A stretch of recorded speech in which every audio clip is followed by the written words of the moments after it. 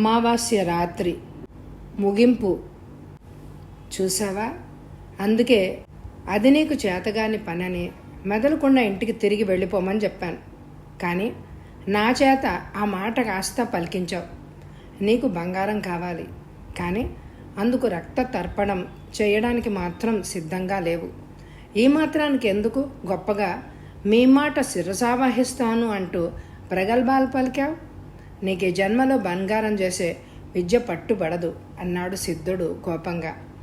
జయరాం దిగ్భ్రాంతి నుంచి ఇంకా తేరుకోనే లేదు. కొడుకును బలిచ్చే తండ్రి ఉంటాడా? ధనం కోసం అంత నీచానికి ఘోరానికి దిగజారే తండ్రి ఎవ్వరూ ఉండాడు. ఉన్న ఒక్కగానొక్క బిడ్డను చేతులారా చంపుకునే కిరాతకుడు కాదు తను.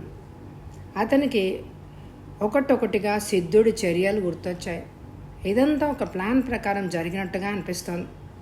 నిజానికి ఈ సిద్ధుడికి బంగారం తయారు చేసే విద్య తెలిసి ఉండదు. తనని మభ్యపెట్టి కుమార్ని ఇక్కడికి రప్పించడానికి పన్నిన పన్నాగం ఇది. కావాలంటే తనకి తెలియకుండా కుమార్ని ఈ సిద్ధుడు మనుషులే ఎత్తుకొని రావచ్చు కదా. తననే ఎందుకు ఎన్నుకున్నట్టు? తనైతే ఎవ్వరికి అనుమానం రాకుండా తేగలడని తనని నియోగించి ఉండాలి. బంగారపు భ్రాంతిలో తను పూర్తిగా మునిగిపోయి కళ్ళు మూసుకుపోయి స్వామి ఆడిచ్చినట్టు కీలు బొమ్మలాగా ఆడాడు. ఫలితం కన్న కొడుకునే బలిచ్చుకోవాల్సి వచ్చింది. భగవాడికి కూడా ఇలాంటి పరిస్థితి ఎన్నడూ ఎదురు కాకూడదు. ఏ తండ్రికి తన బిడ్డని చంపుకోవలసిన దుర్గతి పట్టకూడదు. మనసులోనే కుమిలిపోయాడు జయరాం. ఏమైనా సరే తను వీళ్ల ప్రలోభానికి లొంగకూడదు. వెంటనే కుమార్ని తీసుకొని ఇక్కడి నుంచి పారిపోవాలి. లేకుంటే కుమార్తో పాటు తను కూడా వీళ్ల స్వార్థానికి బలి కాక తప్పదు. బలి, అవును, ఆ సిద్ధుడు ఏదో ఫలితాన్ని ఆశించే బలి కార్యక్రమాన్ని జరుపుతున్నాడు అన్నమాట. తను బలి పశువుగా చిక్కాడు. వాళ్ళకి తనే కావాల్సి ఉంటే తనని ఈపాటికే బలిచ్చి ఉండేవారు. కానీ కుమారే కావలసి ఉన్నా ఈపాటికి తనని పడరెక్కలు విరిచి కట్టి తన కళ్ళ ముందే కుమార్ని నిర్దాక్షిణ్యంగా బలిచ్చి ఉండేవారు. రెండూ జరగలేదు అంటే అతనికి అర్థమై కాకుండా ఉంది. బలివ్వడం ఒక్కటే వాళ్ళ జయం కాదు, మరేదో ఉంది. ఏమిటది? తట్టింది. తన చేతులతోనే తన కొడుకును బలివ్వడం వీళ్ళ ధ్యేయం. అవును, ఖచ్చితంగా అదే. అందుకే తనని బంగార ప్రలోభంతో కన్న కొడుకునే రక్తతర్పణ చెయ్యాలి అనే కండిషన్ మీద ప్రేరేపించబోయారు.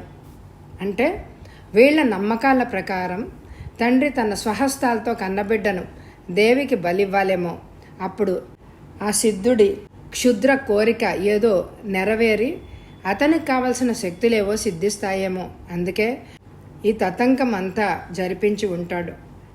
జయరాం పిడికిళ్ళు కోపంతోనూ ఉక్రోషంతోనూ ప్రతీకార వాంఛతోనూ బిగుసుకున్నాయి. ఈ స్వామి ఎంత నాటకమాడాడు!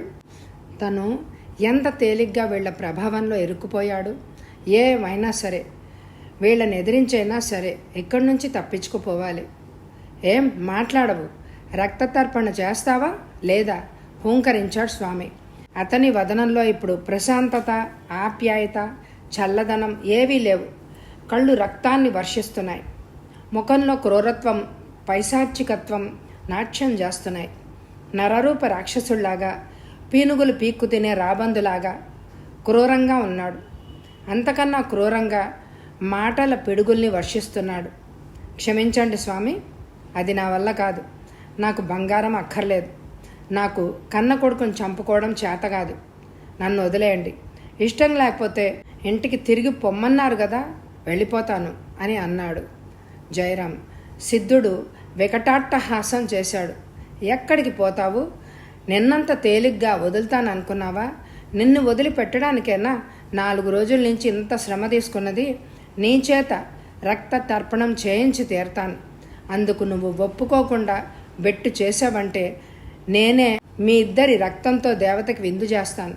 నీ బిడ్డను నేను చెప్పిన ప్రకారం బలి చేస్తే నీ ప్రాణాలు దక్కుతాయి. మూర్ఖంగా ఎదురు తిరిగితే ఇద్దరి ప్రాణాలు గాల్లో కలిసిపోతాయి. వెంటనే నేను నిర్ణయం చెప్పు. పుణ్యకాలము ఇక కొద్ది నిమిషాలు మాత్రమే మిగిలింది.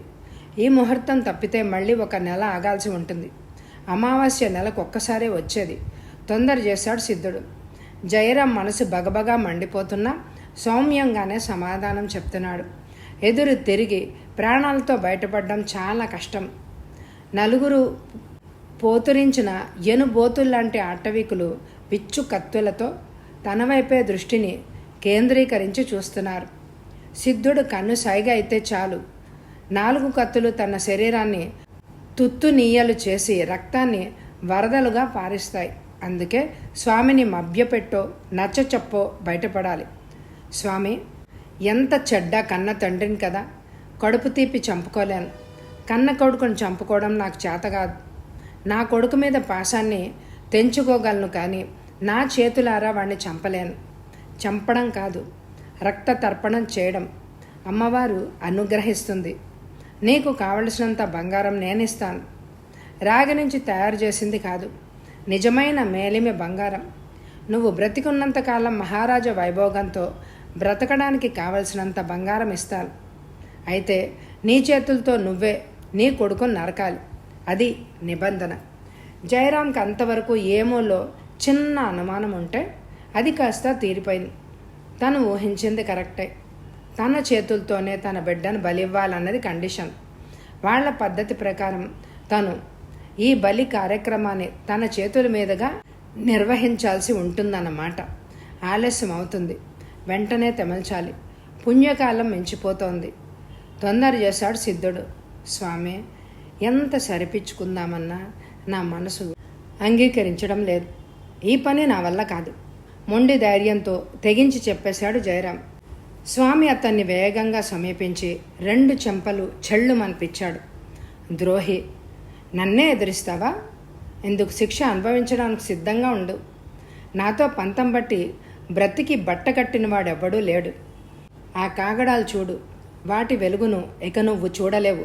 ఎందుకంటే వాటితో నీ 2 కళ్ళు పొడిచేస్తాను కదా అంటూ కాగడాలు 2 చేతుల్లోకి తీసుకున్నాడు స్వామి నిత్యానంద. పులి బాగా దగ్గర పడింది. ఆపాటికి కరుణాకర్, కేశవ్ బాగా అలసిపోయారు. కాళ్ళకి చెప్పులున్న ముళ్ళు రాళ్ళు వాళ్ల మోకాళ్ళ వరకు గాయాలు చేసేశాయి. హడావిడిలో కేశవ్ ఏదో మెత్తని వస్తువు మీద కాలేసి అది పాము అని గ్రహించి బెంబేలెత్తిపోయాడు. కానీ అదృష్టవశాత్తు అది కాటు అందుకోలేదు, బెదిరిపోయి పారిపోయింది. కరుణాకరు పరిస్థితి కూడా దాదాపు ఇలాగే ఉంది. భుజాన బ్యాగ్ అదనపు బరువు. ఆయాసంతో వగరుస్తూ పిక్క బలం కొద్దీ పరిగెడుతున్నాడు. దారి ఎగుడు దిగుడుగా ఉంది. రాళ్ళు రప్పలు గుడ్డల్ని పాదాల్ని చీల్చేస్తున్నాయి. అయినా వేటిని లెక్క చేయకుండా పరిగెడుతున్నాడు. కేశవ్ని హెచ్చరించాడు. పులి 10 గజాల దూరంలోకి వచ్చేసింది. కరుణాకర్ ఒక నిర్ణయానికి వచ్చేశాడు. కేశవ్, పులి మన వెనకపాటున మన మీదకి దూకి చీల్చివేసేలా ఉంది. మనం తిరగబడ్డం తప్ప గత్యంతరం లేదు. చుట్టుపక్కలన్నీ చెట్లే, కానీ ఎక్కడానికి మాత్రం టైం లేదు. మనం మర్రి చెట్టు మీద నుంచి దిగి చాలా పొరపాటు చేశాం అన్నాడు. కేశవ్లో మొండి ధైర్యం, తెగింపు వచ్చేశాయి. ఓకే, ఇద్దరం చెరో పక్క నుంచి అటాక్ చేద్దాం. దాన్ని కన్ఫ్యూజ్ చేసి మనం దానికి ఆహుతైపోవడమో, చేతనైతే దాన్ని అంతం చేయడమో తేలిపోవాలి అన్నాడు స్థిరంగా. కరుణాకర్ అకస్మాత్తుగా పరిగెత్తడం ఆపేసి టార్చ్ లైట్ సిద్ధంగా పట్టుకున్నాడు. కుడి చేతిలో 2 పొడవాటి కత్తులతో పులి మీద తిరగబడడానికి తయారై నుంచున్నారు. పులి 2 గజాల దూరంలో ఉంది. కరుణాకర్ టార్చ్ని దాని కళ్ళలోకి ఫోకస్ చేశాడు. పులి టక్కున ఆగిపోయింది. దాని కళ్ళు నిప్పు కణికల్లాగా మెరుస్తున్నాయి. 2 క్షణాలు మాత్రమే అది అలా చూసింది. ఆ తర్వాత మెరుపు వేగంతో గాల్లోకి ఎగిరింది. కరుణాకరు దాని ముఖం మీదకి ఫోకస్ చేయడం మానలే లేదు. దాని కళ్ళల్లోకి వెలుగు పడడం వల్ల చీకట్లో ఉన్న వ్యక్తుల మీదకి గురిగా ఎగరలేదని అతడికి కూడా తెలుసు. అదే జరిగింది. కరుణాకర్కి అడుగు దూరంలో నేల మీదకి గెంతింది పులి. అవకాశం కోసం అలర్ట్గా చూస్తున్న కేశవ్ ఆ స్ప్లిట్ సెకండ్ని బాగా వినియోగించుకున్నాడు. బలంగా దాని డొక్కల్లో కత్తితో పొడిచాడు. పులి బాధతో పెద్దగా గాండ్రించింది. కేశవ్ వైపు మహోగ్రంగా పంజా విసిరింది. చాలా లాఘవంగా దాని దెబ్బ నుంచి తప్పించుకున్నాడు కేశవ్. పులి కేశవ్ వైపు దృష్టి మరల్చగానే కరుణాకర్ దాని మెడ మీద శక్తినంతా ఉపయోగించి గట్టిగా పొడిచాడు. మరొకసారి అడవి దద్దరిల్లిపోయేటట్టు గట్టిగా గర్జన చేసింది పులి. టార్చ్ లైట్ని దాని కళ్ళలోకి ఫోకస్ చేస్తూ దాన్ని కన్ఫ్యూజ్ చేసేస్తున్నాడు కరుణాకర్. అవకాశం దొరికినప్పుడల్లా కత్తితో అందిన చోటల్లా ఇష్టం వచ్చినట్టు పొడిచేస్తున్నాడు కేశవ్. అయితే దాని పంజా దెబ్బ నుంచి మాత్రం తప్పించుకోలేకపోయాడు. కేశవ్ జబ్బ మీద నిలువున పంజాతో గీరేసింది పులి. షర్టు పీలికలైపోయి గాయమైంది. రక్తం చారలు చారలుగా చివ్వున చిందింది. బాధతో మూలిగాడు కేశవ్. కేశవ్ మీద దాడి చేసిన సమయంలో కరుణాకర్ వైపు తిరిగిన కేశవ్ దాని శరీరాన్ని తూట్లుగా పొడిచేశారు. పులికి బలం క్షీణించింది. రక్తంతో దాని ఒళ్ళంతా వరదలైపోయింది. నేల కూలిపోయి చాలాసేపు గిలగిలా కొట్టుకుంది. తర్వాత దాని శరీరం చలనరహితం అయిపోయింది. కేశవ్కి పులి చేసిన గాయం సల్పు పెడుతోంది. కరుణాకరు చాలా ఎలర్ట్గా పోరాడడం వల్ల స్వల్ప గాయాలతో తప్పించుకున్నాడు. ఇద్దరూ బాగా అలసిపోయారు. కరుణాకర్ కేశవ్ జబ్బపైకి టార్చి ఫోకస్ చేసి, గాయం లోతుగా అయినట్టుందే, బాగా బాధపెడుతోందా అన్నాడు. కేశవ్ నీరసంగా నవ్వి, ప్రాణం దక్కింది కదా, గాయం ఎంత పెద్దదైతేనే అన్నాడు. కరుణాకర్ వాచ్ చూసుకుని, అరే 12 దాటిపోయింది అన్నాడు ఆందోళనగా. కేశవ్ కూడా వాచ్ చూసుకుని 12 దాటి 15 నిమిషాలైంది. పశుపతి గారు చెప్పిన దాన్ని బట్టి సరిగ్గా 12 గంటలకే సిద్ధుడు బలి కార్యక్రమం జరపడం ఆనవాయితీ. ఈరోజు అలాగే జరుపుంటే తక్కిన వాక్యం పూర్తి చేయలేదు. అప్పటికే అతని మనసంతా చిరాకైపోయింది. మెదడు ఆలోచించే శక్తిని కోల్పోయి మొద్దుబారిపోయింది. కరుణాకరు సాలోచనగా తలూపి, మన శక్తి వంచన లేకుండా కృషి చేస్తున్నాం. మధ్యలో ఈ క్రూర మృగం మన వెంట పడకపోతే ఈ పాటికి సిద్ధుడి గుహకు చేరుకుని ఉండేవాళ్ళం. ఇప్పటికైనా మించిపోయింది ఏమీ లేదు. కమాన్ హరియప్ అంటూ వేగంగా ముందుకు అడుగు వేశాడు. కేశవ్ పులి చేసిన గాయం నుంచి రక్తం స్రవించకుండా చేతి రుమాలతో నొక్కిపెట్టి కట్టుకున్నాడు. శారీరక బాధ కన్నా మానసికంగా అతడు పడుతున్న బాధ వర్ణనాతీతం. ఇద్దరూ కాలిబాట వెంట నడుస్తున్నారు. పులిని చంపిన కత్తులు ఇంకా వాళ్ల చేతుల్లోనే ఉన్నాయి. మళ్ళీ ఏదైనా అవాంతరం ఎదురైతే ఎదుర్కోవాలి అని నిర్ణయించుకున్నారు. బాట బాగానే కనిపిస్తోంది. కరుణాకర్ టార్చితో ముందున్నాడు. అతని వెన్నంటి కేశవ్ నడుస్తున్నాడు. ఒక 50 గజాలు నడిచారు నిర్విరామంగా. కొండ గుహల జాడ ఎక్కడా కనిపించడమే లేదు. పశుపతి మాటలు మళ్ళీ మననం చేసుకున్నాడు కేశవ్. క్వార్టర్స్కి కుడి పక్క నుంచి 2 మైళ్ళు నడవాలి అని చెప్పాడు. తామిప్పటి వరకు నడిచిన దూరం 2 మైళ్లకు తక్కువ ఉండదని అంచనా వేశాడు. మరి ఎక్కడా కొండ గుహల జాడ కనిపించడం లేదు. మరొక 10 నిమిషాలు నడిచారు ఇద్దరు. సరిగ్గా అప్పుడే ఊహించిన సంఘటన జరిగిపోయింది. ఏదో భీకరంగా ఉన్న ఆకారం చెట్టు పైనుంచి సరాసరి కరుణాకర్ మీదికి గెంతింది. అంతే, అతని చేతిలోని టార్చి ఎగిరి అంత దూరంలో పడింది. కరుణాకర్, కేశవ్ ఊహించని ఈ హఠాత్ పరిణామానికి నిశ్చేష్టులై కొద్ది క్షణాలు కర్తవ్య విమూఢులై నిల్చుండిపోయారు. జయరాం భయంతో గగురు పాటుతో 2 కళ్ళు మూసుకున్నాడు.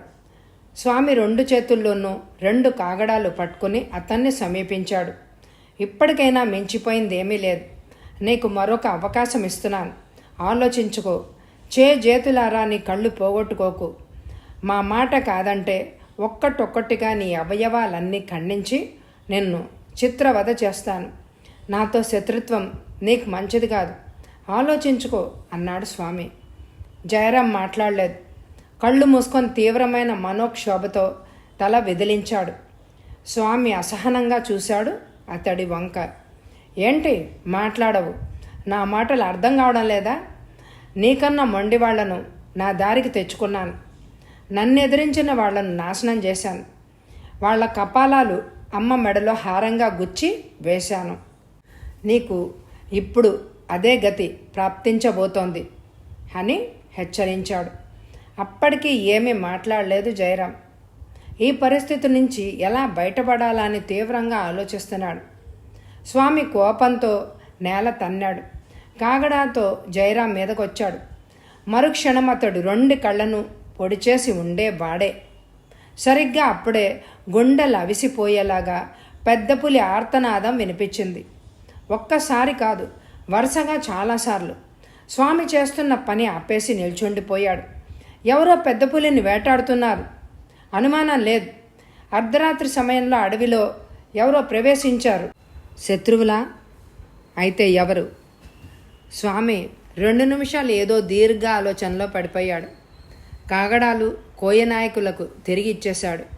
మీరిద్దరు వెళ్ళి అదేమిటో చూసిరండి, తక్కినిద్దరూ ఇక్కడే ఉండండి అన్నాడు స్వామి. అతను మనసేదో కీడు శంకిస్తోంది. 4 కొండ నాయకుల్లో 2 వెంటనే కాగడాలు చేత ధరించి బయలుదేరాడు. జయరాం కూడా స్పష్టంగా పులి గాండ్రింపులు విన్నాడు. ఎవరై ఉంటారు? ఈ అర్ధరాత్రి పులిని వేటాడే వాళ్ళు ఎవరుంటారు? ఈ సందర్భంగానైనా తన మీద స్వామి దాడి తాత్కాలికంగా ఆగిపోయింది. లేకుంటే ఈ పాటికి తన 2 కళ్ళు పొడిచేసి తనని శాశ్వతంగా అంధుడిగా మార్చేసి ఉండేవాడు. ఇప్పుడైనా వదులుతాడు అనే నమ్మకం లేదు. తన అంతం చూడకుండా విడిచిపెట్టాడు. ఏం చెప్పి ఇతన్ని నమ్మించగలడు? జయరాం మనసు నిండా కందిరీగల్లాంటి ఆలోచనలు ముసురుకుంటున్నాయి. ఓ పక్క దర్భాసనం పరిచిన బండ మీద కుమారు గాఢ నిద్రలో ఉన్నాడు. ఆ పసివాడి ముఖం చూస్తుంటే గుండె తరుక్కుపోతోంది జయరాంకి. తన స్వార్థం కోసం కుర్రాడి జీవితాన్ని నాశనం చేశాడు తను. ప్రాణాలతో బయటపడడం జరిగే పనిలాగా అనిపించడమే లేదు. స్వామి తన వంకే సూటిగా చూస్తున్నాడు. తను ఎలాగైనా ఒప్పుకుంటాడు అనే ధీమాతో ఉన్నాడు అతను. తను అంగీకరించకపోయినా తనని చంపకుండా వదలడు అనేది నిర్వివాదాంశం. తను అతడి నుంచి, ఆ ఆటవికు నాయకుల బారి నుంచి తప్పించుకుని ఈ కీకారణ్యంలో 10 గజాలు కూడా వెళ్ళలేడు. పులి బోనులో తలపెట్టాడు. బయటపడ్డం మాత్రం కళ్ళ. తిరగబడితే తన దగ్గర ఎలాంటి ఆయుధమూ లేదు. తిరగబడిన మరుక్షణం వాళ్ళు తనని నిర్దాక్షిణ్యంగా చంపేస్తారు. ఎలా తప్పించుకోవడం? జయరాం కళ్ళకి కోయ నాయకులు బరిసెలు కనిపిస్తున్నాయి. ఓ పక్కగా కొండ గుహలో బండలను చేర్చి నిలబెట్టి ఉన్నాయి. వాటిల్లో ఓ దాన్ని అందుకుని నిత్యానంద స్వామిని ఒక్కసారిగా పొడిచేస్తే అని అనిపించింది ఒక్క క్షణం. కానీ ఆ మరుక్షణమే ఆటవికులు తనని ఏకీలు కాకీలు విరిచేస్తారు. తనేం సాధించినట్టు? నిత్యానంద స్వామి అనిశ్చితంగా గుహలో పచార్లు చేస్తూ జయరాం వైపు సూటిగా చూసి, నీకిచ్చిన వ్యవధి అయిపోయింది, ఇంతకన్నా ఓర్మి వహించలేం. ఏం నిర్ణయించుకున్నావు అన్నాడు. జయరాం వెంటనే మాట్లాడలేదు. నిత్యానంద స్వామికి చెర్రున కోపం వచ్చేసింది. ఓ బండ మీద సిద్ధంగా ఉన్న వేట కత్తిని అందుకున్నాడు. విసురుగా జయరాం మీదకి లంఘించాడు. మరుక్షణం అతని తల ఎగిరి పడవలసిందే. కానీ ఈ లోపల ఊహించని అద్భుతం జరిగిపోయింది. గుహ ముఖద్వారం దగ్గర కాగడాలతో కావలి ఉన్న ఆటవిక నాయకులిద్దరూ పెడబొబ్బలు పెట్టారు. ముందు వాళ్ళ ఆర్తనాదాలు, ఆ వెంటనే సింహ గర్జన వినిపించాయి. స్వామి తత్తరపాటుతో చూశాడు బయటికి. ఒక ఆటవిక నాయకుడు నేల మీద కొరిగిపోయాడు. వాడి చేతిలోని కాగడా ఎగిరి అల్లంత దూరంలో పడింది. సింహం వాడి గుండెలు చీల్చేసింది. ఈ లోపల 2వ నాయకుడు బరిసెలతో సింహం మీదకి లంఘించాడు. సింహం మహోగ్రంగా గర్జించి 2వ నాయకుడి కంఠం కొరికేసింది. పెద్ద వెర్రికేక వేసి కాగడాను బరిసెను వదిలేసి నేల మీద నిలువునా పడిపోయాడు.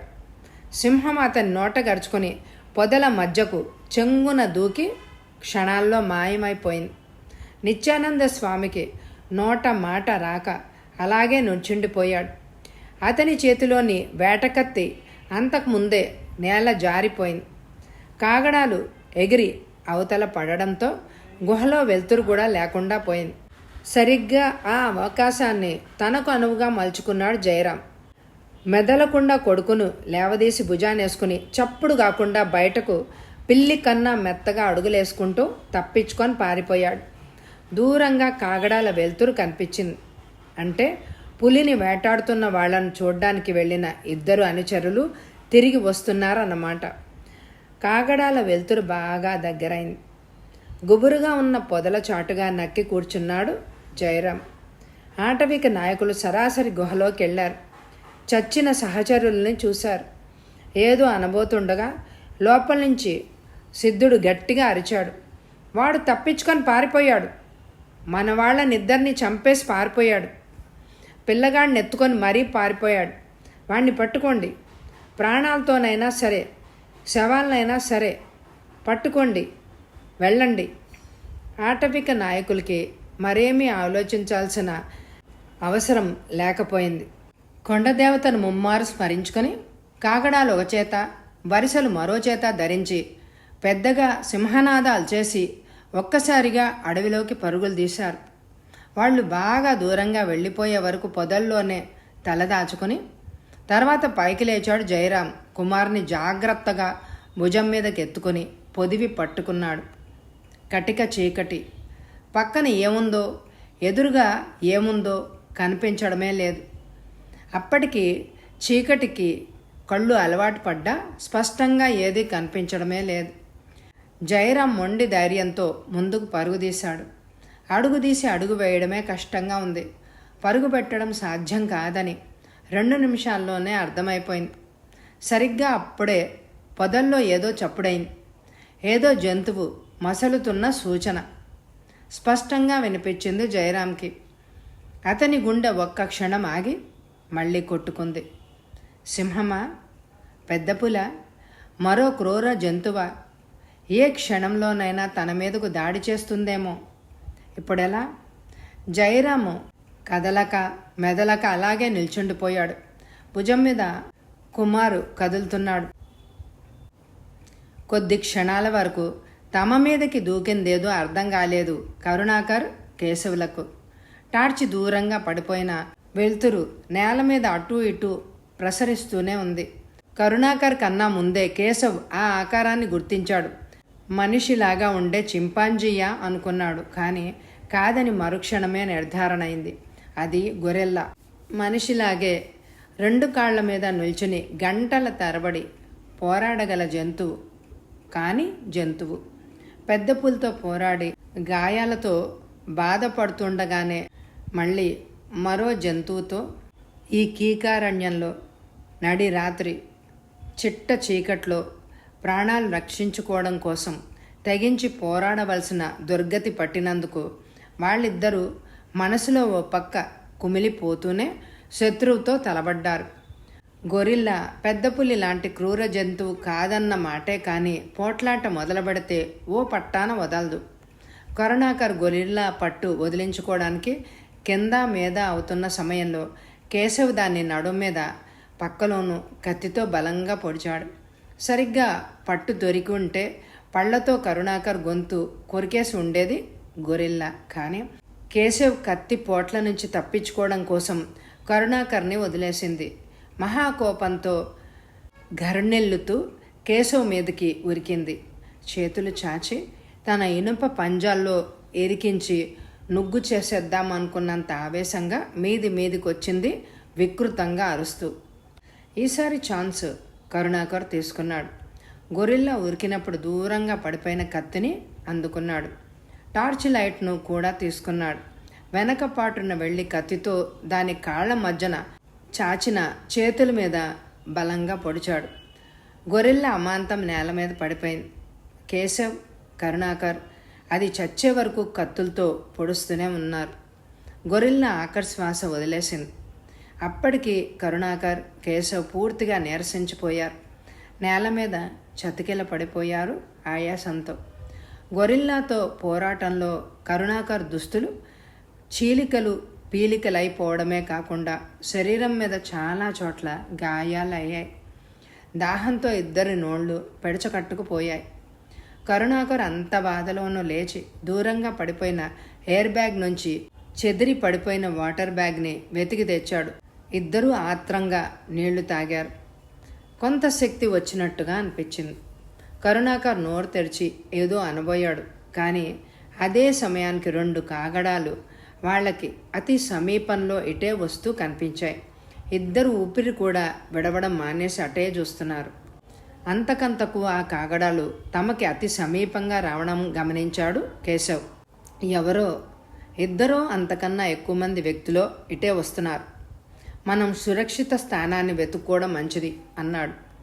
కరుణాకర్ టార్చ్ ఆఫ్ చేసి, సురక్షిత స్థానం అంటూ ఏదీ లేదు, చెట్టెక్కడం తప్ప మరొక మార్గం లేదు అన్నాడు. ఇద్దరూ ఇందాక గొరిల్లా దూకిన చెట్టు మీదకి బ్రాకారు. సరిగ్గా అప్పుడే కాగడాలతో కోయ నాయకులు అక్కడికి వచ్చారు. వాళ్ళు సిద్ధుడు పంపిన 4 నాయకుల్లోని ఇద్దరు. సరిగ్గా కరుణాకర్, కేశవ్ ఉన్న చెట్టు కిందకే వచ్చారు. కాగడా వెలుతురా చుట్టుపట్ల 20-30 గజాల వరకు ఉన్న దృశ్యాన్ని స్పష్టంగా కనిపింపజేస్తోంది. ఆ వెలుతురులో చచ్చిన గొరిల్లా కనిపిస్తోంది. చాలా భయంకరంగా రక్తపు మడుగులు. అందులో ఒకడన్నాడు, పులి చంపేసినట్టు ఉండాది, మనము ఎన్న గాండ్రింపు ఆ పుల్దే, లగెత్తు అయ్యోరికి చెప్పాలా అంటూ రెండోవాడితో పాటు మళ్ళీ వెనుతిరిగి వెళ్ళిపోవడానికి సిద్ధమయ్యాడు. రెండోవాడు పులి అడుగుజాడల కోసం ఎందుకో కాగడాతో నేల మీద కాసేపు వెతికాడు. తర్వాత తలుపి పోదాం అన్నాడు. ఇద్దరు వెళ్ళిపోయే వరకు కరుణాకరం, కేశవులు ఊపిరి కూడా విడవకుండా అలాగే కూర్చున్నారు. కరుణాకర్ కేశవ వైపు తిరిగి వాళ్ల మాటల్ని బట్టి పులి గర్జన విని వచ్చినట్టున్నారు కదూ. అయ్యోరంటే ఆ నిత్యానంద స్వామి కావచ్చు. పశుపతి గారు చెప్పాడు కదా, సిద్ధుణ్ణి ఆటవీకులు స్వాములోరని అయ్యోరని పిలుచుకుంటారని అన్నాడు. కేశవ్, అవును, మనం వాళ్ళిద్దరినీ ఫాలో అయ్యి వెళ్తే సిద్ధుడు గుహకి సరాసరి వెళ్ళిపోవచ్చు. అన్నయ్యని కుమార్ని అక్కడే అట్టిపెట్టి ఉంటాడు సిద్ధుడు. దిగుదామా అన్నాడు. కరుణాకర్ తలూపాడు. ఇద్దరూ చెట్టు దిగి వేగంగా కాగడాల జాడను బట్టి వాళ్లను అనుసరించి వెళ్లారు. దూరంగా కొండగుహలు కన్నుల పండువ చేస్తూ కనిపిస్తున్నాయి. అవిగో కొండగుహలు, ఆనందంగా అరవబోయాడు కేశవ్. కరుణాకర్ మృదువుగా అతని చేతిని నొక్కాడు, ఎక్సైట్ కావద్దని. కొండ గుహ ముఖద్వారం దగ్గర చచ్చిపడున్న ఆటవికుడు వాళ్ల దృష్టిలో పడ్డాడు. లోపల నుంచి సిద్ధుడు అరుస్తున్న మాటలు అతి స్పష్టంగా వినిపించాయి. పిల్లాడిని ఎత్తుకొని మరీ పారిపోయాడు, వాణ్ణి పట్టుకోండి, ప్రాణాలతోనైనా సరే శవాలనైనా సరే పట్టుకోండి, వెళ్ళండి. ఆ మాటలు వింటూనే ఆటవిక నాయకులిద్దరూ అతి వేగంగా బయటకు పరిగెత్తుకుని రావడం కనిపించింది. కరుణాకర్, కేశవ్ ఆనందంతో ఒకరినొకరు కరచాలనం చేసుకుని ఆలింగనం చేసుకున్నారు. జయరాం కుమార్తో పాటు తప్పించుకొని పారిపోయాడని అర్థమైంది ఇద్దరికి. పులి, గొరిల్లా వల్ల అయిన గాయాల బాధ చేత్తో తీసేసినట్టుగా ఫీల్ అయ్యారు ఇద్దరు. కానీ అంతలోనే ఆ ఆనందం ఎగిరిపోయింది. ఆటవికులు కాగడాలతో బరిసెలతో అడవిలో పరుగులు పెడుతూ వెళ్తున్నారు. జయరాం అడవికి కొత్త. ఆటవికులు పుట్టి పెరిగింది అడవిలోనే. జయరాం ఎంత దూరం పరిగెత్తగలడు? వాళ్ళకి దొరకకుండా ఎలా తప్పించుకుపోగలడు? కరుణాకర్, కేశవ్ భుజం తట్టి, జయరాంని వాళ్ళు పట్టేసుకోవడం ఖాయం, మనం వెంటనే అతనికి సాయంగా వెళ్ళాలి, ఈ ఆటవికుల్ని వెనక పాటున వీలైతే దాడి చేసి చంపేయాలి, హరియప్ అన్నాడు. ఇద్దరూ ఆటవికుల కాగడాలని గుర్తుగా చేసుకుని వాళ్ళు పరిగెత్తిన దిశలో తాము కూడా పరుగుపెట్టారు. అప్పుడు రాత్రి 1:00 అయింది. జయరాం ఊపిరి కూడా పీల్చడం మర్చిపోయి టెన్షన్తో అలాగే కొద్ది క్షణాలు నిల్చుండిపోయాడు. కుమార్ నిద్ర లేచి కదులుతున్నాడు. లేచి ఏడుస్తాడేమో. అప్పుడు తన ఉనికి సిద్ధుడికి ఆటవికులకి తెలిసిపోవడమే కాక పొదల్లోని జంతువుకు కూడా తెలిసిపోతుంది. తనకి రక్షణ ఉండదు. జయరాం పొదల్లోకి కళ్ళు చిక్లించి చూశాడు. ఏదో జంతువు కదులుతూ వస్తున్నది. దాని కళ్ళు చీకట్లో మిలమిలా మెరుస్తున్నాయి. జయరాం గుండె వేగం హెచ్చింది. క్రూర మృగాల్లాంటి మనుషుల నుంచి రక్షించుకోవడంలో క్రూర మృగాల పాలిట చిక్కుకోక తప్పలేదు. తనకి ఈ క్షణంలో నూకలు చెల్లిపోయినట్టే. ఆ జంతువు కదులుతున్న సూచనగా ఎండుటాకుల మీద చప్పుడు వినిపించింది.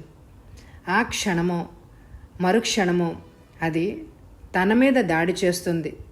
ఇప్పుడు తనేం చెయ్యాలి? నిస్సహాయంగా ఆ జంతువుకి బలి కావాల్సిందేనా? పోనీ కాలు సాగించి పరుగు పెడితే అది ఇంకా ప్రమాదమేమో. జయరాం డైలమాలో పడ్డాడు కొద్ది క్షణాలు. సరిగ్గా అదే క్షణంలో ఆటవికులు పరుగు పెట్టిన దిశగా పరిగెడుతున్న 2 వ్యక్తులు కనిపించారు. జయరాంకి ఉలిక్కి పడి చూశాడు. తనకి బాగా పరిచయమైన ఆకారాలు. జయరాం ఆనందంతో పెద్దగా కేక పెట్టాలి అని అనుకున్నాడు. వాళ్ళు కరుణాకర్, కేశవ్.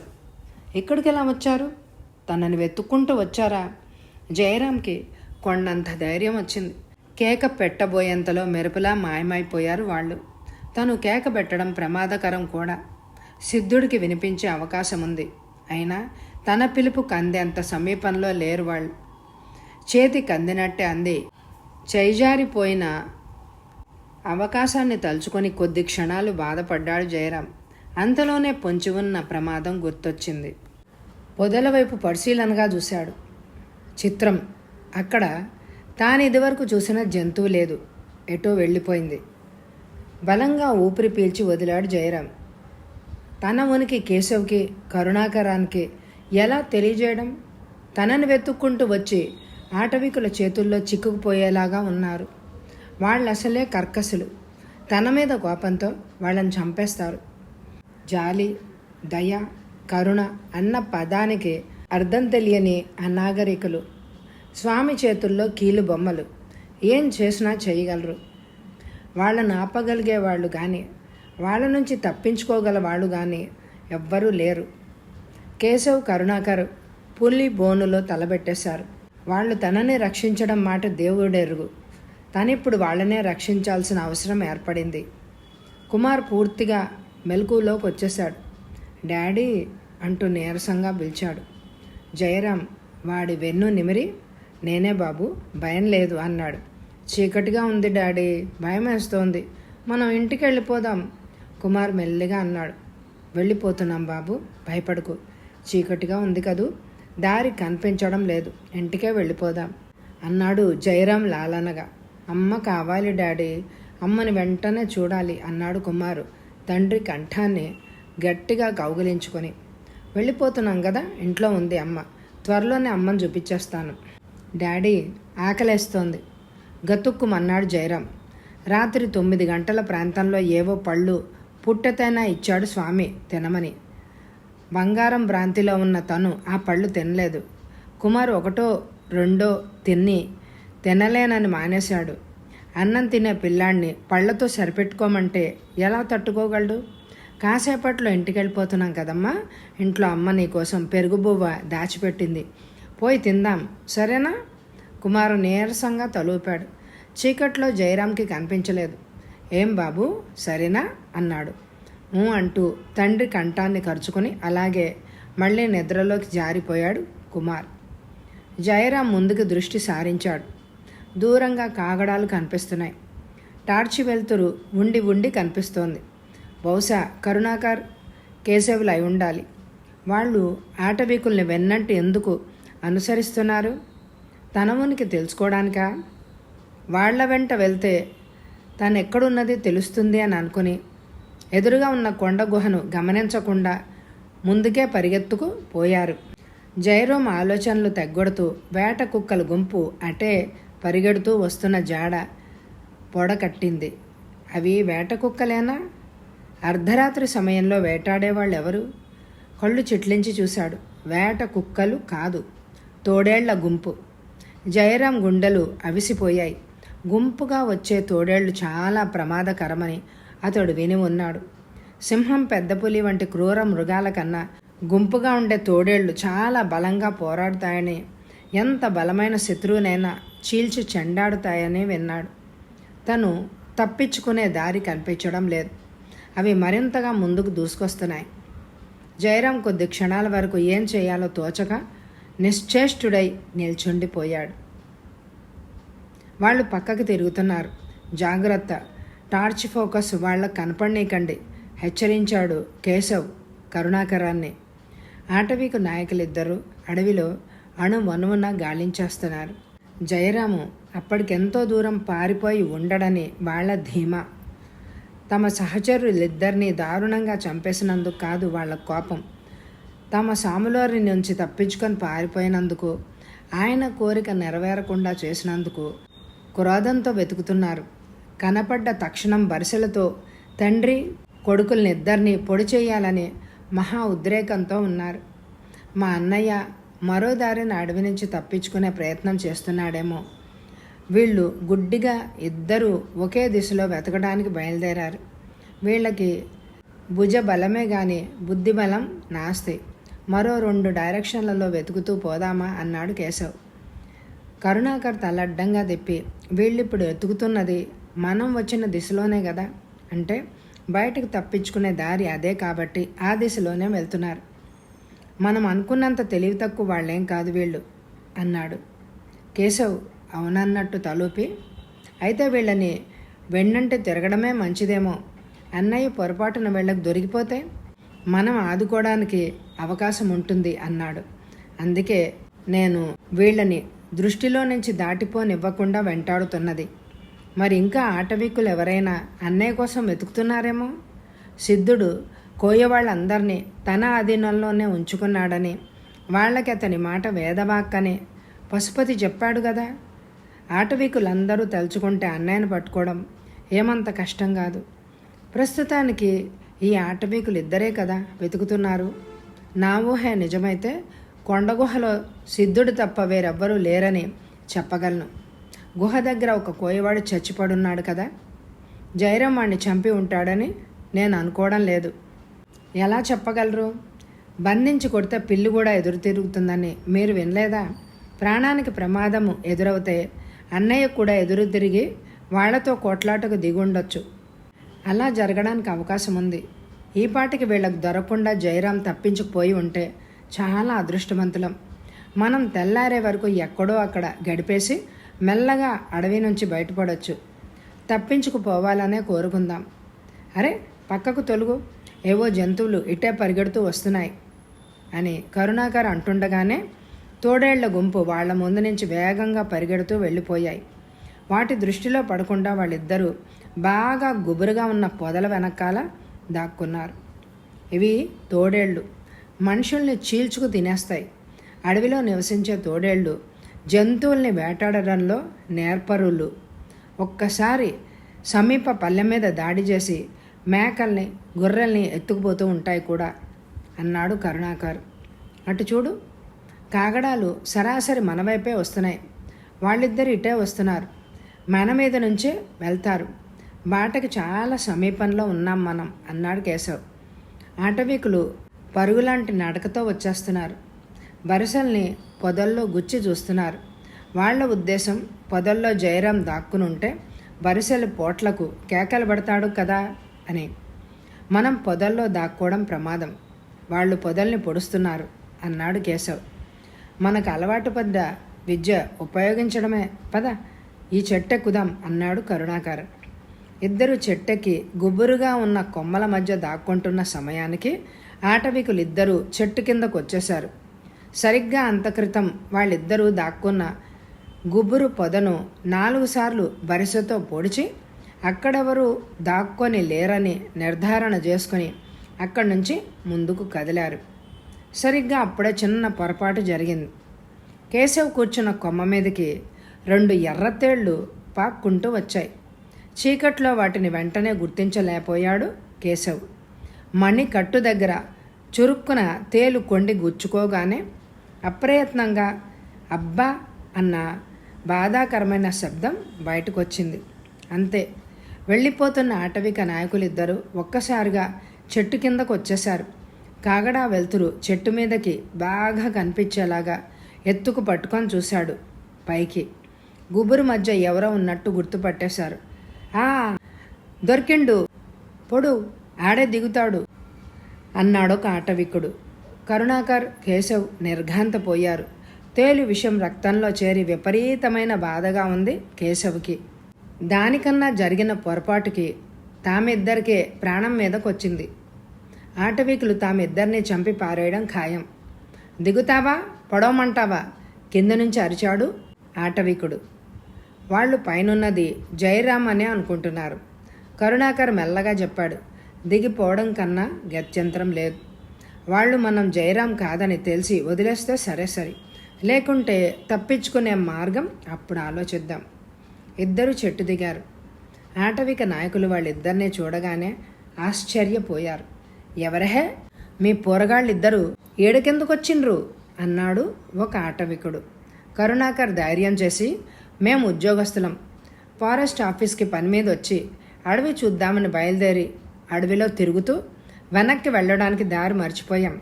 తెల్లవారే వరకు ఇక్కడ గడిపేసి అప్పుడు ఫారెస్ట్ ఆఫీస్కి వెళ్ళిపోదామని అనుకుని చెట్టు మీద కూర్చున్నాం అంటూ ఇంకా ఏదో చెప్తూ ఉండగానే వాళ్ళిద్దరూ ఒకరికొకరు సైగ చేసుకుని, అదంతా మా సాములోరు చూసుకుంటారు, మా వెనక రండహ అన్నాడొక ఆటవికుడు. కరుణాకర్, కేశవ్ వాళ్ళని నమ్మించడం కష్టమని, వాళ్లకు అనుమానం పెరిగితే నిలువున నరిగేస్తారని మనసులోనే ఒక నిర్ణయానికి వచ్చి వాళ్ళ వంక చూసి, సరే వస్తాం పదండి, మేము మీ శత్రువులం కాదు, మిత్రులమే, మమ్మల్ని ఫారెస్ట్ ఆఫీస్కి తీసుకెళ్తే మీకే నిజం తెలుస్తుంది అన్నాడు కరుణాకర్. ముందొక ఆటవిక నాయకుడు నడుస్తుండగా కరుణాకర్, కేశవుల మధ్య చివర రెండో ఆటవికుడు సిద్ధుడు గుహ వైపు సాగిపోయాడు.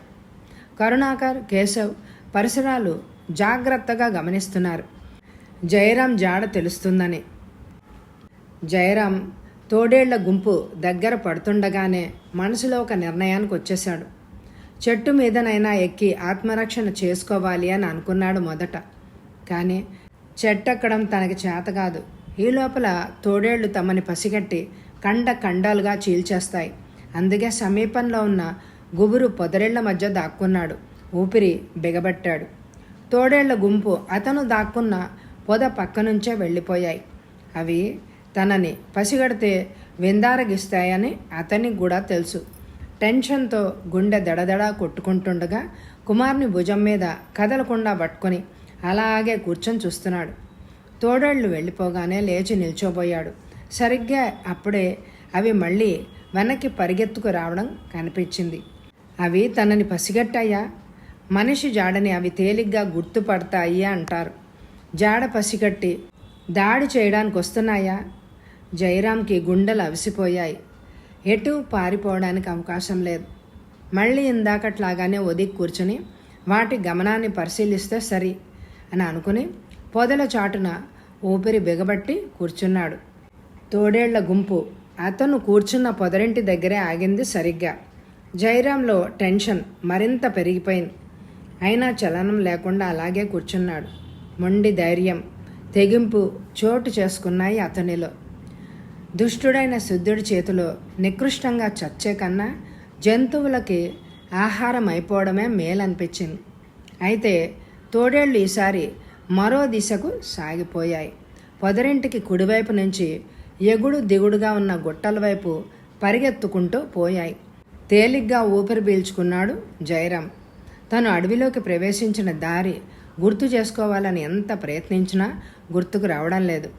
ముందు ఈ సిద్ధుడికి దూరంగా పారిపోతే తెల్లవారే లోపల ఎలాగో అడవి నుంచి బయటపడిపోవచ్చు. జయరాం పొదరిల్లి పక్క నుంచి బయటకి రాబోయి చటుక్కున ఆగిపోయాడు. సరిగ్గా అప్పుడే కాగడాల వెలుతురు మళ్ళీ తన వైపుగా సాగి వస్తూ కనిపించింది. హతాశుడైపోయాడు జయరాం. ఎన్ని ఆటంకాలో తను అసలు ప్రాణాలతో తప్పించుకోగలడా? అకస్మాత్తుగా గుర్తొచ్చింది జయరాంకి. తనొక్కడి గురించి ఆలోచిస్తూ కరుణాకర్, కేశవుల విషయం పూర్తిగా మర్చిపోయాడు. వాళ్ళు తననే వెతుక్కుంటూ వచ్చుంటారు. తను కనిపించక ఇంకా అడవిలో వెతుకుతూ ఉంటారు. వాళ్ళని ఎలాగైనా కలుసుకొని తన ఉనికి తెలియజేస్తే ముగ్గురు కలిసి ఎలాగో ఇక్కడి నుంచి తప్పించుకొని పారిపోవచ్చు. ఇంతకీ వాళ్ళు ఏమైనట్టు? ఏదన్నా చిక్కుల్లో పడలేదు కదా? ఈ రాత్రి సమయంలో అలవాటు లేని ఈ అడవి మధ్యలో తన కోసం వచ్చి ఏం అవస్థలు పడుతున్నారో. అప్రయత్నంగా టైం చూసుకోబోయాడు. అంతలోనే చేతికి వాచి లేదని గుర్తొచ్చి ఆ ప్రయత్నం విరమించుకొని కాగడాల వెలుతురు వైపే చూస్తున్నాడు. నిలువెత్తు పెరిగిన పిచ్చి మొక్కల పొదలు తనని బయటకి కనిపించనీయకుండా పూర్తిగా కప్పేస్తున్నాయి. అది కొంతవరకు నయమే. కాగడాలు బాగా దగ్గరయ్యాయి. ఇద్దరు ఆటవిక నాయకులను గుర్తుపట్టాడు జయరాం. వాళ్ళిద్దరి మధ్య నడుస్తున్న కేశవ్ని, కరుణాకరాన్ని చూసి త్రుళ్ళిపడ్డాడు. ఏంటి, వేళ్ళకి చిక్కిపోయారా తన వాళ్ళు? తను తప్పించుకొని గంట కూడా పూర్తి కాలేదు. ఎంతలోనే తన వాళ్ళు వాళ్ళకి బందీలు అయిపోయారు. ఎంత పని జరిగిపోయింది. జయరాం గుండెని ఎవరో ఇనప పిడికిలతో నొక్కేసినట్టు బాధతో వెలవెల్లాడిపోయాడు. వాళ్ళని ఎలా తప్పించాలి? తను తప్పించుకుపోయిన ఉక్రోషంతో ఆ స్వామి వీళ్ల మీద పగ తీర్చుకోడు కదా. అసలు వీళ్ళెవరో అతనికి ఎలా తెలుస్తుంది? వీళ్ళని హింసించి నిజం చెప్పిస్తాడా? ఏమో, అంత గట్టికుడే. టెన్షన్తో, ఆపుకోలేని ఉద్వేగంతో స్నేహితుణ్ణి చూస్తూ కర్తవ్య విముఖుడిలాగా అలాగే కొద్దిసేపటి వరకు నిలుచుండిపోయాడు జయరాం. వీళ్ళెవరు? హూంకరించాడు నిత్యానంద స్వామి. ఆటవికులు చెప్పారు, వీళ్ల సంగతి తర్వాత చూసుకోవచ్చు. వాడేడి, దొరకలేదా? ఆతృత, అసహనం నిండిన గొంతుతో అడిగాడు స్వామి. దొరకలేదయ్యోరు. ఈ లోపట ఇల్లు ఆపడితే తోలుకొచ్చినాం. ఆడు మన్నె వదిలి పోయుండారయ్యోరు. నా గూడెపోళ్ళని నిద్ర లేపి ఆడినెతికిస్తాను అన్నాడొక నాయకుడు. రెండో నాయకుడు కూడా అలాగే చెప్పాడు. అయితే ఆ పనేదో వెంటనే చేయండి. వాడు అడవి దాటి బయటికి పోకూడదు. వాడు తప్పించుకు పారిపోయాడు అంటే మన సంగతంతా లోకానికి చాటు చెప్పేస్తాడు. ఆ తర్వాత మనం తలపెట్టిన మహాయజ్ఞం మూలపడిపోతుంది. మనకు దక్కవలసిన నిధి చేజేతులారా వదిలేసుకోవలసి వస్తుంది. స్వామి ఆవేశంలో తమ రహస్యాన్ని వెల్లడించేస్తున్న సంగతి విస్మరించాడు. కరుణాకర్, కేశవులకి నిత్యానంద స్వామి ఏం కోరి ఈ నరబలులు, అందున 10 ఏళ్ల లోపు మగపిల్లలు నిర్వహిస్తున్నాడో అర్థమైపోయింది. ఆటవిక నాయకులిద్దరూ పరుగులాంటి నడకతో బయటికెళ్ళిపోయారు. నిత్యానంద స్వామి కరుణాకర్, కేశవులను సమీపించి, మీరెవర్రా? ఈ అడవిలో ఈ సమయంలో ఏం చేస్తున్నారు? నిజం చెప్పకపోతే మీ ఇద్దరిని ఇక్కడే సమాధి చేసేస్తాను అంటూ హూంకరించాడు. కరుణాకర్ ఆటవికులకి చెప్పినట్టే స్వామికి కూడా చెప్పాడు. స్వామి వికటంగా నవ్వి, మీ కాకమ్మ కథలు నమ్మడానికి నేను అమాయకులైన కోయవాణ్ణి కాదు. వాళ్ళు కూడా మీరు చెప్పేది నమ్మలేదు కాబట్టే నా దగ్గరకు మిమ్మల్ని తీసుకొచ్చారు. నిజం చెప్తారా? సరే, లేకుంటే ఈ వేట కత్తితో ఒకేసారి మీ ఇద్దరి తలలు నరికేస్తాను అన్నాడు. కరుణాకర్, కేశవ్ మాట్లాడలేదు. తామేం చెప్పినా అతడు వినడని వాళ్ళకు కూడా తెలుసు. అతను ఒక్కడే ఉన్నాడు గుహలో. తాము ఇద్దరున్నారు. అదృష్టవశాత్తు తమని ఆటవికులు బంధించకుండా మామూలుగానే వదిలేశారు. తప్పించుకు పారిపోవడం పెద్ద కష్టమేం కాదు. ఎదురుగా నిత్యానంద స్వామి చేత వేటకత్తి ధరించి క్రూరంగా వాళ్ళిద్దరి వైపు నిప్పులు కురిపిస్తూ చూస్తున్నాడు. నిజంగానే నరికేసేలాగా ఉన్నాడు. జయరాం తప్పించుకుని పారిపోయాడు అన్న కోపంతో తమ మీద ప్రతీకారం తీర్చుకోబోతున్నట్టు ఉన్నాడు. ఒక్కో అడుగు ముందుకేస్తూ వాళ్ళని సమీపిస్తున్నాడు స్వామి. సరిగ్గా అదే సమయంలో మెరుపు వేగంతో నేల మీద కొంగాడు కేశవ్. ఏం చెయ్యబోతున్నాడో స్వామి గ్రహించే లోపల ఎగిరి అతడి గుండెల మీద తన్నాడు. స్వామి చేతిలోని కత్తి ఎగిరి అల్లంత దూరంలో పడిపోయింది. చాప చుట్టలాగా నేల మీద పడిపోయాడు స్వామి. ఈ లోపల కరుణాకర్ గుహలో వెలుగుతున్న కాగడాన్ని ధ్వంసం చేసేశాడు. కింద పడ్డ వేట కత్తిని కేశవ్ చేజిక్కించుకున్నాడు. లేవబోతున్న స్వామి కాళ్ల మీద అడ్డంగా కత్తితో నరికేశాడు. స్వామి కాళ్ళు తెగిపోయాయి. పెద్దగా పెడబొబ్బ పెట్టాడు. నిశ్శబ్ద వాతావరణంలో ఆ కేక గుహలోనూ అడవిలోనూ ప్రతిధ్వనించింది. స్వామి గిలగిలా కొట్టుకుంటూనే చేతిని చాచి గోడకి చేర్చి ఉన్న బరిసెను అందుకోబోయాడు. ఈసారి స్వామి కుడి చేతిని నరికేశాడు కేశవ్. స్వామి మరొకసారి ఆర్తనాదం చేశాడు. కేశవ్ మరోసారి కత్తినెత్తాడు. కానీ అంతలోనే పెద్దగా అరుచుకుంటూ దాదాపు 50-60 మంది ఆటవికులు గుహ లోపలికి చొచ్చుకొని వచ్చేశారు. వారి వెంట ఇందాకటి ఆటవిక నాయకులిద్దరూ ఉన్నారు. వాళ్ళందరినీ ఒక్కసారి చూడగానే కేశవ్, కరుణాకరులిద్దరూ నిర్ఘాంతపోయి చేష్టలుడిగి అట్లాగే నిల్చుండిపోయారు.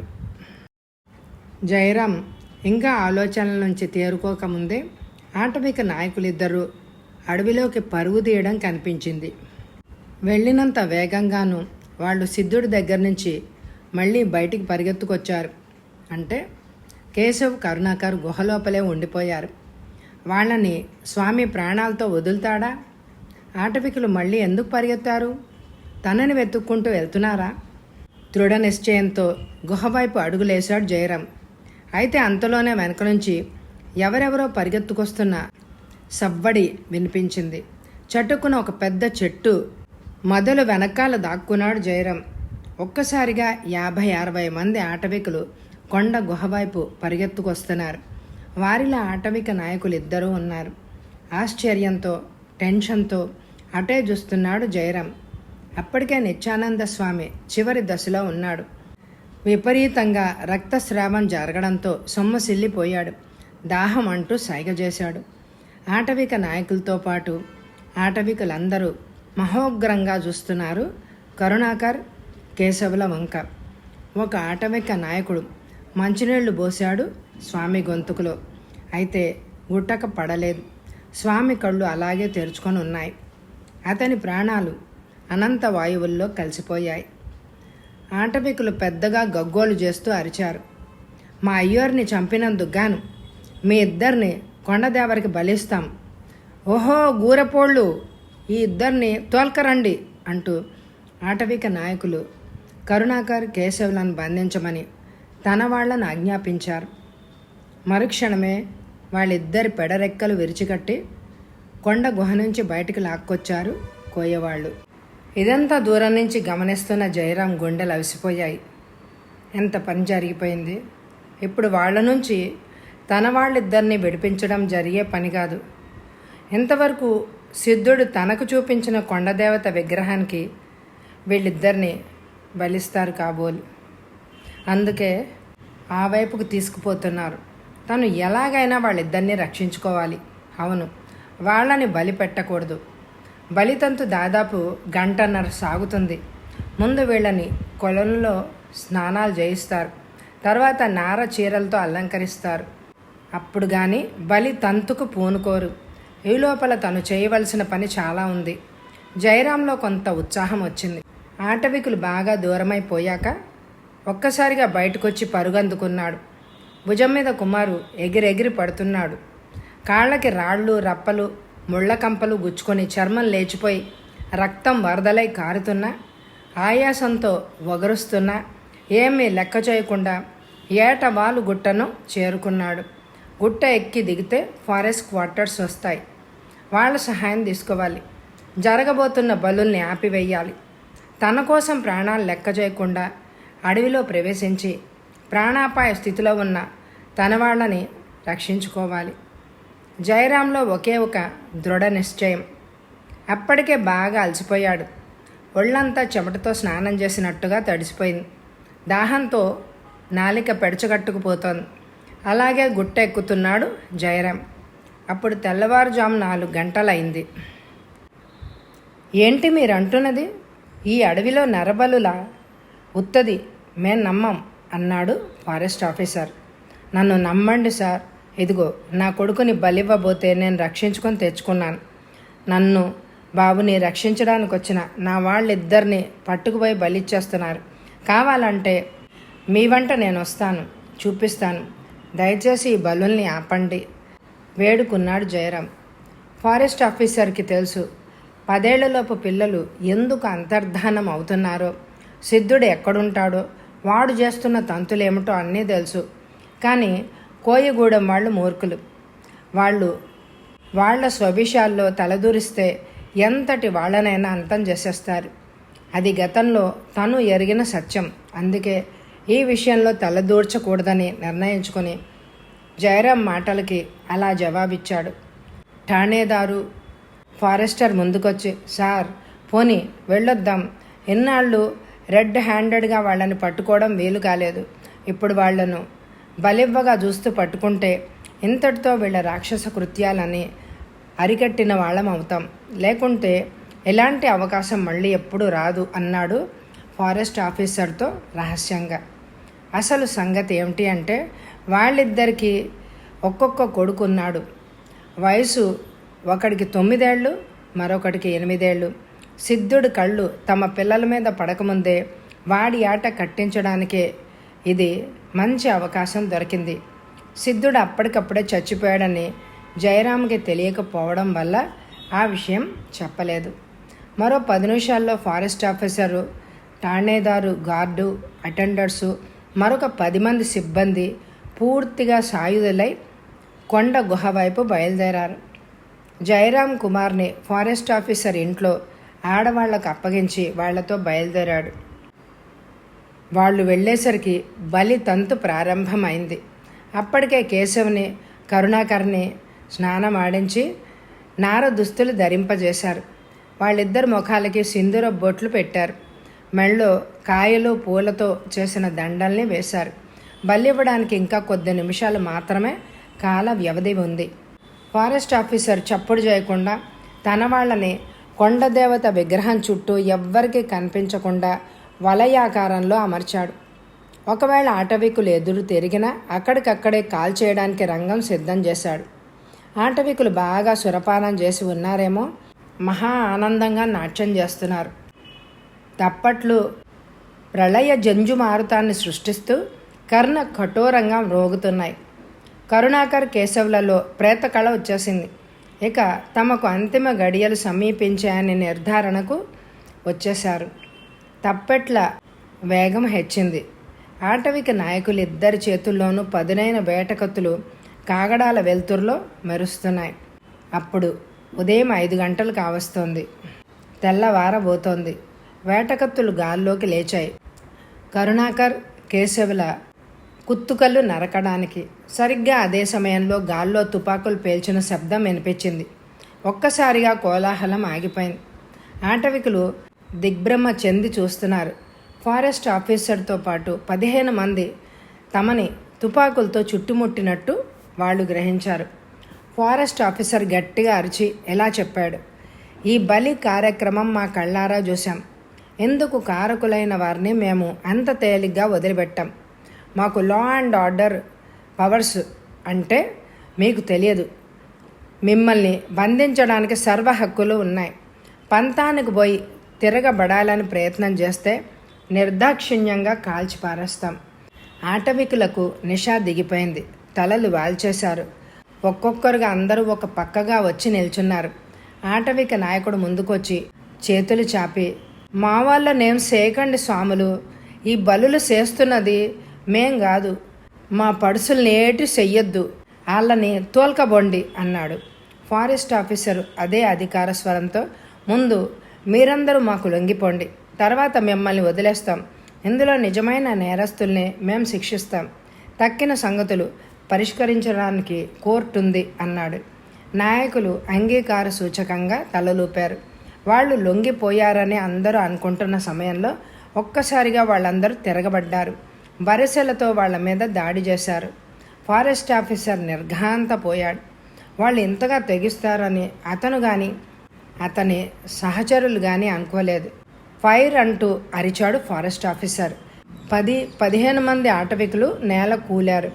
అటవీ సిబ్బంది 4-5 గాయపడ్డారు బరిసెల పోట్లకు. అయితే మరొక 10 నిమిషాల్లో మరొక 15 మంది ఆటవికులు నేల కూలిపోగానే ఆటవిక నాయకులు లొంగిపోయారు. బరిసెల్ని నేల మీద పారేసి మోకాళ్ల మీద వంగి తమ లొంగుబాటును సూచించారు. ఫారెస్ట్ ఆఫీసర్ విజయ్ గర్వంతో నవ్వాడు. తమ వెంట తెచ్చిన పెద్ద మోకుతో ఆటవికులందరినీ బంధించమని ఆదేశించాడు. తెల్లవారుతుండగా అందరూ ఫారెస్ట్ ఆఫీస్కి చేరుకున్నారు.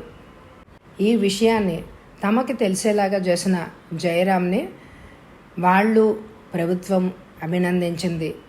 తను అత్యాశకు పోయినా చివరికి మంచి జరిగినందుకు సంతోషించాడు జయరాం. తన అత్యాశ మూలంగా బంగారంపై వ్యామోహంతో ఎంత ప్రమాదానికి గురయ్యాడో జన్మలో ఇంకా అటువంటి పని చేయను అని అనుకున్నాడు మనసులోనే. కరుణాకర్, కేశవులు కూడా సంతోషించారు. కథ సమాప్తం. ఈ కథ మీకు నచ్చితే తప్పకుండా లైక్ చేయండి. మీ లైక్స్ నాకు చాలా ఇంపార్టెంట్. తప్పకుండా ఎక్కువ లైకులు ఇస్తారని అనుకుంటున్నాను. మరి లైక్ చేయండి. అలాగే ఇదివరకు చదివిన సస్పెన్స్ కథలు ఎండ్ స్క్రీన్లో ఇస్తున్నాను. ఎవరైనా వినకపోతే తప్పకుండా వినండి. Thank you very much my dear friends.